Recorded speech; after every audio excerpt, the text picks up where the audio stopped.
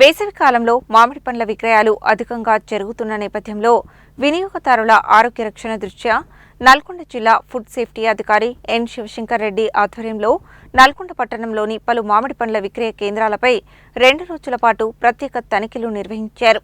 పండ్లను మగ్గించే విధానం, ఇతర అంశాలను క్షుణ్ణంగా తనిఖీ చేశారు.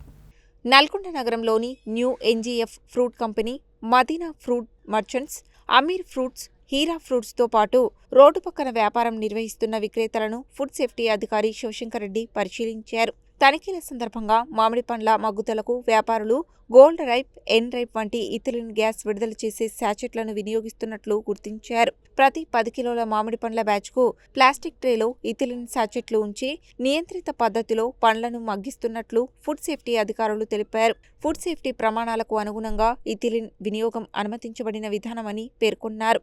తనిఖీ చేసిన అన్ని వ్యాపారులు చెల్లుబాటు అయ్యే ఫుడ్ సేఫ్టీ లైసెన్సులతో వ్యాపారం నిర్వహిస్తున్నట్లు వెల్లడైందని, ప్రజారోగ్యానికి హానికరమైన కాల్షియం కార్బైడ్ వినియోగం ఎక్కడా గుర్తించలేదని అధికారులు స్పష్టం చేశారు. కార్బైడ్ ద్వారా కృత్రిమంగా పండించిన పండ్లు ఆరోగ్య సమస్యలకు దారితీసే ప్రమాదం ఉందని, అలాంటి పద్ధతులను పూర్తిగా నివారించాలని వ్యాపారులకు సూచించారు. అనుమానాస్పదంగా గుర్తించిన 2 మామిడి పండ్ల నమూనాలను విశ్లేషణ నిమిత్తం సేకరించి ప్రయోగశాలకు పంపించారు. పండ్లను సురక్షిత పద్ధతుల్లో మగ్గించడం, పరిశుభ్రత పాటించడం, వినియోగదారులకు నాణ్యమైన పండ్లు అందించడం వంటి అంశాలపై వ్యాపారులకు అవగాహన కల్పించారు.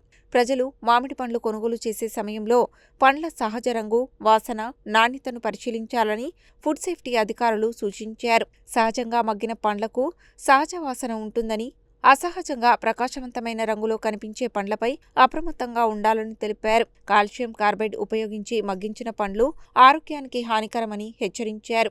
ఎక్కడైనా కార్బైడ్ వినియోగం జరుగుతున్నట్లు గుర్తించినా వెంటనే ఫుడ్ సేఫ్టీ అధికారులకు సమాచారం ఇవ్వాలని ప్రజలను కోరారు.